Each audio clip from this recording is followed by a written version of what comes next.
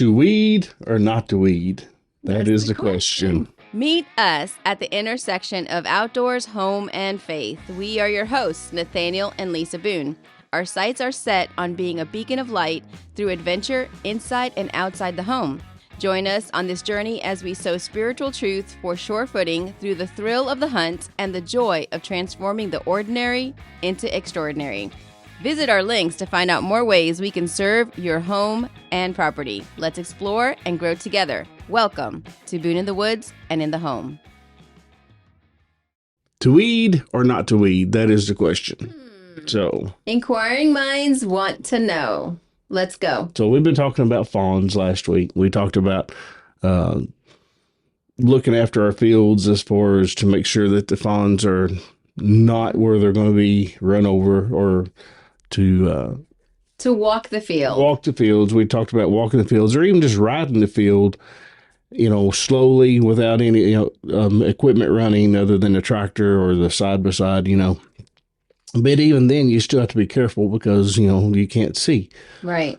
It's better to walk the field if you can. So then that brings us to, we talked about, the way the doe teaches the fawn, and how, it'd be awesome, if our children would listen like the fawns listen to their mom originally, at first, to be as disciplined.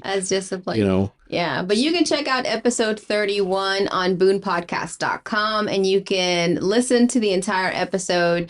There's a lot of really good things that we learned and we gleaned from nature. So definitely check it out. Go ahead and let me just hit you up right now. Go ahead and subscribe and also give us a review. We would love that. That would help us out a bunch. And then, of course, sprinkle it out. So today, going on from the fawn, why are we in the field with a bush hog? Why are we in the field to clip? Because, the last few weeks here in West Kentucky, it's been crazy with water, pouring from the sky. A lot of people don't realize that. People that don't live in Kentucky, that maybe we have clients that live in Florida, and they're amazed by the amount of weeds, and they don't understand, that we just cleaned this bed out. Mm-hmm. Well, you didn't put any mulch down. You didn't put anything down, and now it's overgrown, and that's what happens. Well, right now, what we're dealing with is because of all the rain. Right. The humidity. We've got the humidity, that's sitting in, that just germinates those weed seeds, better, and they're just popping and growing like crazy, Right. So what do you do with your food plots when? Well, that's what I've been the last few days in between showers. Torrential downpour, more than showers. I got wet today. Yeah, it flooded in certain areas here in Madisonville. So I've been out trying to clip the fields. Try to clip on our clover plots, clip them at the very tip top. Mm-hmm. And you have a rule of thumb. I like to not go any lower than 8 inches. I like my clover to be at least 8 inches. But, there's a couple of reasons we're clipping. We're clipping because of weed control. Mm-hmm. And, somewhat, if you do the clipping method, then you don't have to use the harsh chemicals. Right. And I do use them from time to time. But you want to limit that. But I limit that. Not just for the fields and the animals, but for your own body. It's toxic. Well, even at that, the things that we spray for will wind up in kind of like we are with antibiotics.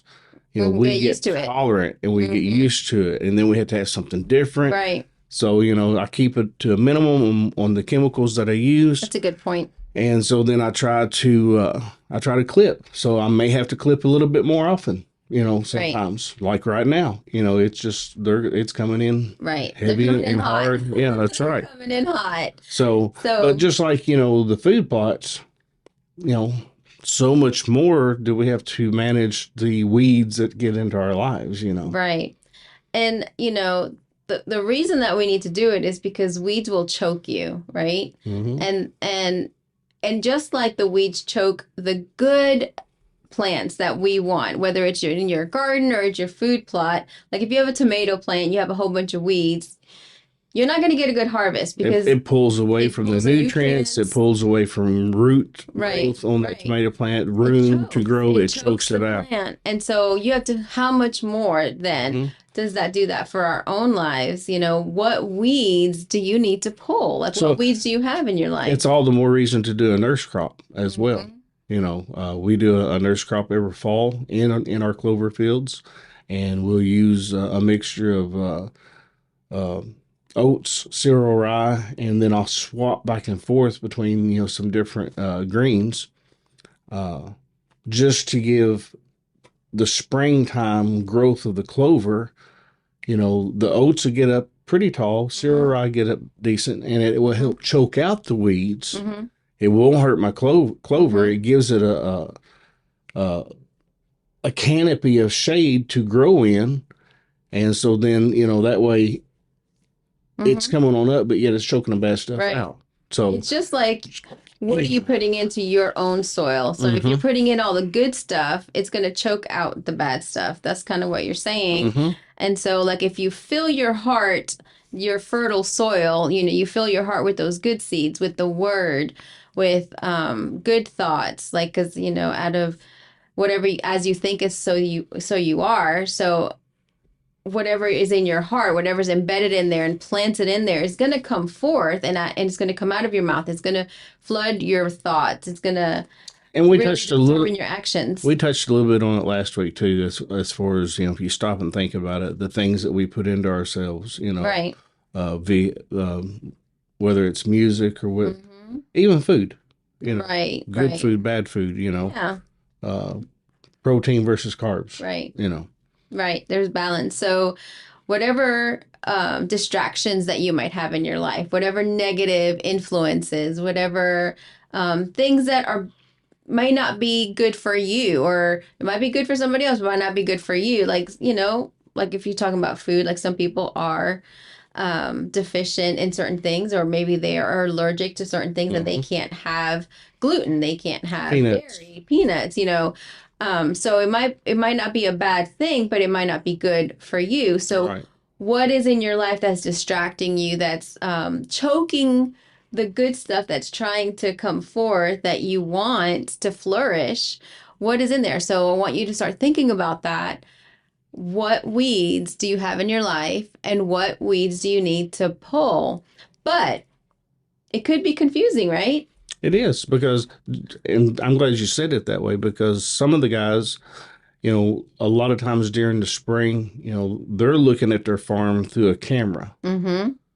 And so they're like, man, Nathaniel, the weeds are getting tall.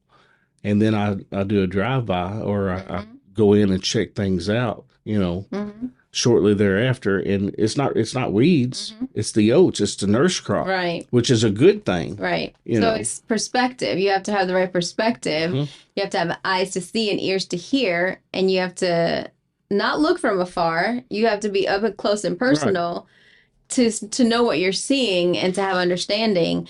And so for ourselves in the personal realm and even in the spiritual, you have to have boundaries, and you have to have self-reflection. We talked about this so much. Like, Mhm. you have to really analyze, like, what am I doing today?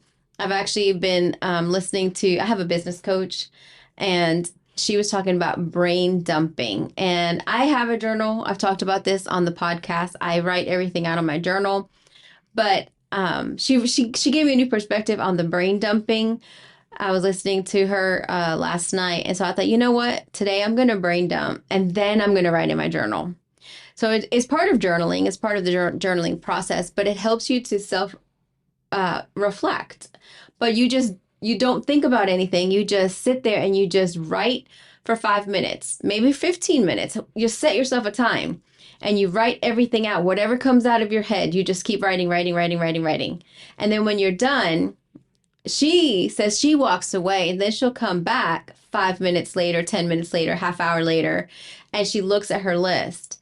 And then that kind of determines what she needs to focus on. And it eases your mind a little bit and your heart when you just dump like that. Mhm. And you could be putting a scripture or a thought or a reflection, or I need to water the plants. I need to look at to see if the dogs have fleas. Like it's just anything and everything. And that was random. Yeah, it is not. It's not random actually, but it's part of the self-reflection process. So, like, what's in your life? What's on your mind? What's weighing heavy on you? If you're not journaling, I highly recommend it, and that might be a great tool for you to use so that you could see what are you really focusing on? What do you need to focus on? What do you need to pull? Mm-hmm. And what do you need to, pour into? And you can help them make their own journals too. Yes. Yeah, I do. I actually make journals. Mm-hmm. It's super fun. I love it. Pretty snazzy ones, pretty neat. Yeah. Well, I make junk journals. Secret pockets. Yeah, so that you can hide your thoughts and, like hide treasures too. Pretty cool. But it's super cool, and I highly recommend it. Let me know if you brain dump and how you journal. I would love to hear how you do that and how that's worked for you. You can let us know on boonepodcast.com and send us a quick note in the contact us form. I brain dump on a tractor. Right. But you don't always remember the things that you brain dump. I don't. It's just like today. I was riding around and literally listening to the podcast that aired Monday, and I was thinking, I wish I would have said this, or I should have said this, and this would have fit perfect right here. Right. Yeah. So. But you know what? That's actually what a blog is good for. And I'm glad you said that, because I actually put together a blog for last week's episode. It's on my website, LisaBooneDesigns.com, which you can actually access from BoonePodcast.com and check out the blog on there. So let's go back to weeds. So another thing, you've got a couple of scriptures that you want to talk about. Yeah. Let's go ahead and talk about the parable of the wheat and the tares. Matthew 13, verses 24 through 30. Another parable he put forth to them, saying, "The kingdom of heaven is like a man who sowed good seed in his field. But while men slept, his enemy came and sowed tares among the wheat and went his way. But when the grain had sprouted and produced a crop, then the tares also appeared. So the servant of the owner came to him and said, 'Sir, did you not sow good seed in your field? How then does it have tares?' He said to them, 'An enemy has done this.' The servant said to him, 'Do you want us then to go and gather them up?' But he said, 'No, lest while you gather up the tares, you also uproot wheat with them. Let both grow together until the harvest. At the time of harvest, I will say to the reapers, first gather together the tares and bind them in bundles to burn them, but gather the wheat into my barn.'" So if you try to pull the tares, the tares and the wheat are rooted together. And whenever you try to pull one, then it's going to pull this one. And then it damages the good stuff. So they wait until both are mature, or the wheat is mature. Then they go in and they can pull what's bad, get rid of it. And then they still got the good that's ready to be milled.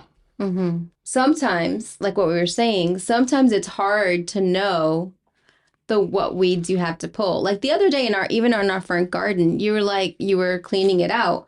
You were like, "What is this?" Well, yeah, there's certain things that you may have planted that I didn't know about, and I wasn't sure if that was actually a plant that you planted or if it's something that came up from the ground on its own. Yeah. So I needed to ask first before pulling it, because then I would have gotten in trouble. Yeah. Yeah, because I planted some bulbs.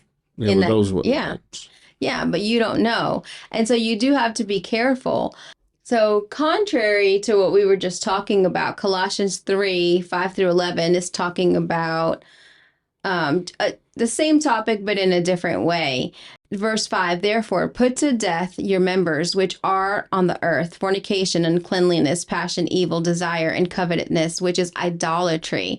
Because of these things, the wrath of God is coming upon the sons of disobedience, in which you yourselves once walked when you lived in them.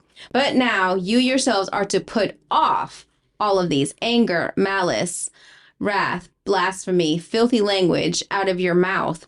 Do not lie to one another, since you have put off the old man with his deeds and have put on the new man, who is renewed in knowledge according to the image of him who created him. where there is neither Greek nor Jew, circumcised or uncircumcised, barbarian, Scythian, slave, nor free, but Christ is in all. Therefore, as the elect of God, holy and beloved, put on tender mercies, kindness, humility, meekness, long-suffering, bearing with one another and forgiving one another. If anyone has a complaint against another, even as Christ forgave you, so you must also do. So he's talking about pulling and putting.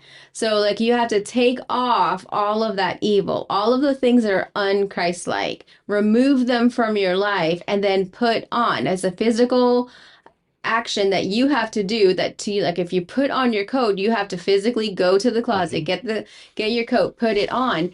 He wants you to put on the holy things that separate you and also will guard you and keep you from sin. Well, just like the antibiotic that we talked about earlier, when we're in the Word and we're in studying the Word, then that is putting the good in, and then there's not enough room, there shouldn't be. There shouldn't be. We're taking up more room for the good and putting away the bad. That's right. You know, the holier and the more that we meditate on the Word, and the more that our mind is renewed, transformed. It's definitely, in a total new aspect of life, life goes better, I think, Absolutely. When you do it his way. And so it's his way are better than our ways. Exactly.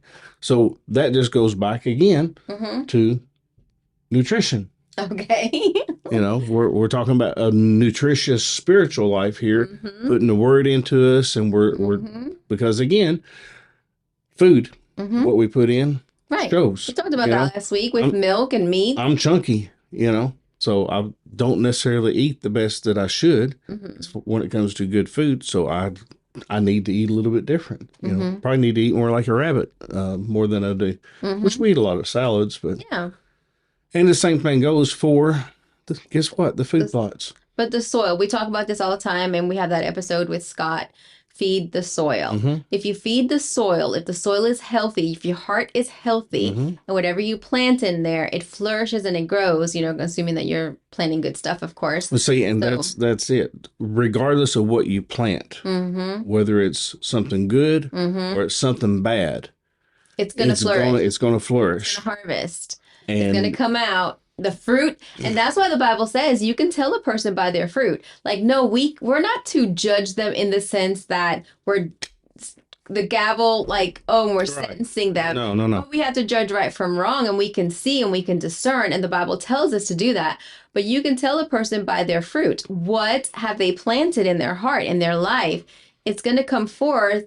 And you might be disguised. If they might be disguised, like because you can't tell sometimes if it's good seed, like you said, good plants or bad or weeds. But it will come out if you watch long enough. The fruit is going to tell itself. In our food plots, if we've got good soil and we've got the nutrition in it that we need, you know what? We're going to see less of the weeds. Yes. We're going to see a more bountiful forage. We're going to see we're talking about tonnage. Yes. Here is what we're talking about. Right. So we have to have the right nutrients in our soil, just like we have to have the right nutrients in our bodies, just like we have to have the right nutrients in our spiritual life. That's right. What are you putting into your mind? What are you putting into your heart?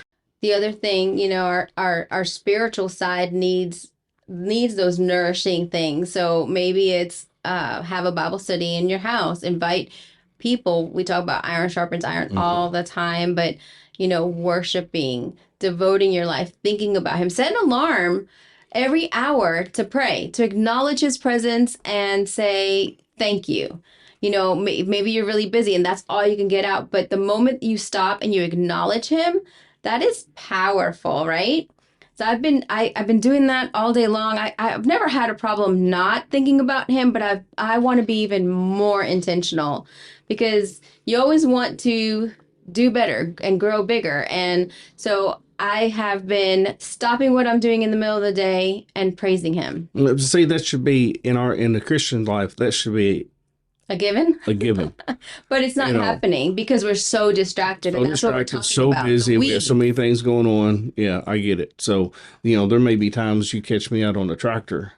Now, I used to sing a little bit, but I still sing out on the tractor. But it may not be as pretty as it should be, or as a person thinks that it should be. It doesn't matter. It may not, It's it may not be, but it's just. So, sometimes I make up my own songs. Sometimes it's a prayer in the form of a song. Yes. Oh, I do that. And that's just between me and him. Yeah. And whatever birds and animals are around. That's right. So the angels hear it. Yeah, absolutely. So let's talk about wildlife interference. Wildlife interference when it comes to food plots, if you have got more deer than you do food plot, then they're going to eat it up. As it's coming up. So last year, we did put out some a forage bean corn mix on one of the farms, and it's what the owner wanted, and we didn't fence it. And, I got excited, it was coming up doing good. And then I go back in 2 or 3 days, whatever, to check everything out, and it's all gone. Right. And because that tender shoots, those deer just came in and gobbled it up. So. Right. Yeah. And that's what the enemy does. He comes after the innocent, the children. When you think about the new birth and new growth, he's coming after them at a young age so that he could own them and take them away from the father. But you said a good point. You didn't fence. And that's one of the things that we were kind of, thinking about when we were preparing. But how much more is it important to guard your heart?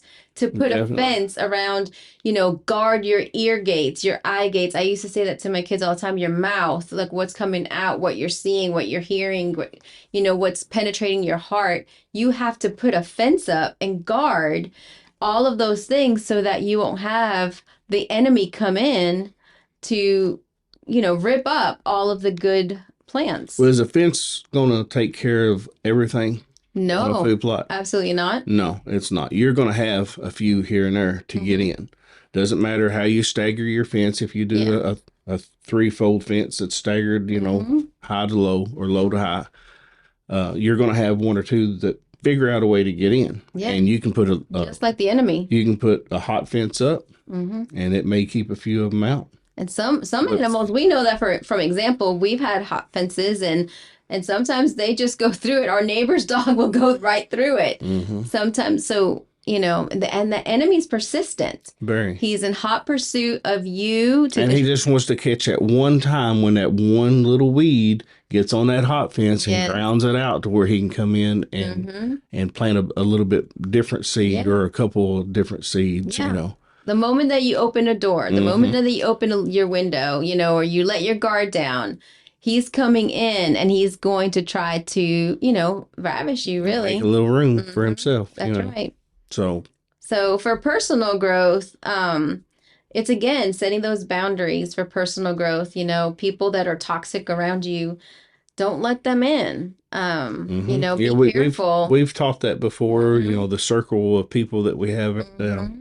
Make sure that it's the right people that's in our circle. Make sure that they're bringing something good to the table. Mutually beneficial. That is exactly beneficial to both, That's right. But they're not just takers. That's right. The other thing, that's actually what I was going to kind of say, but it could be good people, but you have to learn to say no. Because you know what's on your plate. Right now, I am extremely overwhelmed. And every time somebody comes at me, like right now is not a good time. I've got too much on the burner. And so I have to learn how to say no, even though I want to help. That's my downfall. I want to help everyone. But sometimes I have to prioritize. That's why I'm brain dumping. I'm trying something new to formulate and organize myself and guard myself against, just running myself in the ground. So I have to take care of my needs. Not that, I'm so important. I'm always going to take care of my needs and my goals, but I have to do that while I serve others so that I can serve everyone in the best way. Right, because if you put too much on yourself, then you're going to become weak. You're going to become malnourished. Right. So there's just this balance of give and take, right? And talking about balance, inconsistent weather. Like we need sun and we need water, but we've got way too much water right now. You know what? Wind and all the thing that, is, tornadoes. what is funny as far as right now is it can rain, and it has. It's just little bits and pieces of rain here and there. Well, but the next day, I can go mow our yard or mow Dad's yard, and I'm blowing dust everywhere. Yeah, you just never know. The weekend I mowed Dad's, and he's like, I can't believe there's that much dust. Right now there's a lot of water now, though, and that will drown plants. And so you do have to be careful. You spend so much money sowing those feed plots, and then you get this torrential downpour. I'm not so much as worried about it drowning food plots as I am it stirring up and those weeds growing in. That's it. Because that's really what I worry about there. Yeah, but life is full of unpredictable changes. Nothing stays the same. And so these weather patterns, we have to think ahead. We have to know, okay, well, if this happens, what are we going to do? And so we have to be proactive and have a plan put together, because we have to be adaptable. We have to be resilient. We have to have a plan, and we have to go for it and give it our all and do the best we can. And that's what we're doing. Yeah, so it might involve, you might have some strategies that you have to come up with in your life as to what are you going to do if this happens. I highly recommend it. And then learning how to remain calm and focused during those storms. That's hard sometimes. It's overwhelming, but yet at the same time, you can't get excited. You just have to trudge forward. Right. With all the weather that we've had the last few weeks, I feel like I'm behind. I am behind a little bit. Right. But at the same time, every hour that I get in between those showers, I'm doing something. Yeah. Yeah. Regardless of, well, now I can't do too much. I can't get out in the field sometimes. Right. It just depends on how much rain we have. Right. There's only some things, but there's only so much you can kind of control. We really can't control all things. I was talking to a local businesswoman here in town. She has a wonderful little shop. A big chain is coming into our town. Obviously that's going to affect her business. But she's like, I can't control that. I can't control it's coming, but you don't realize sometimes the effect that things in the town, it's going to produce growth, but it's going to hurt some people, and it might hurt them for a long time. It might be temporary, but as a person, as a believer, and she has to put her faith in him and do what only she can do and let him do the rest, and just remain calm and just do what he says to do, and just, go with the flow. That's all we can do. That's it. Yeah. But the thing is, you have to have faith enough to know that regardless of why, that he will see you through it. He will give you the strength. He will give you the peace. Yes, always. And and you're going to come out on top. That's right. As long as you have faith in him. That's right.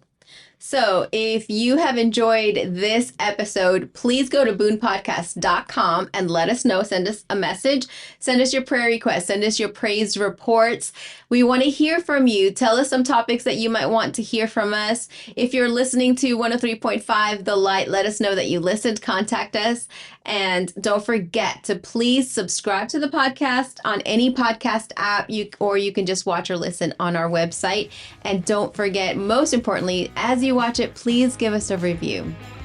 So now we want to leave you with this. John 3:16. For God so loved the world that he gave his only son, that whoever believes in him should not perish but have everlasting life. So we want to encourage you to seek him first, pray about everything, test the spirits, and examine yourself to make sure that you are in the faith. Are you in the faith? If you're not sure what that means, or if you don't know what it means to be saved, then listen up. Does that mean that you will never sin again? No. We are all sinners, but he is quick to forgive, and he teaches us all things. He leads us along the narrow path into righteousness, and that just means that in right standing with him. Thank you for joining us. We pray that this episode was a blessing to you, and we look forward to hearing from you. You can contact us on boonepodcast.com. If you asked him to be saved, or if you have a prayer or prayer request, we would love to hear from you. And you can contact us. Again, the website is boonepodcast.com. Be sure to tune in every Monday for a weekly program, Boone in the Woods and in the Home with Nathanael and Leesa Boone. Please follow our social media pages so that you can be reminded to tune in and also stay connected to us and our businesses. We hope that you have an incredibly blessed day. Good day. Ciao.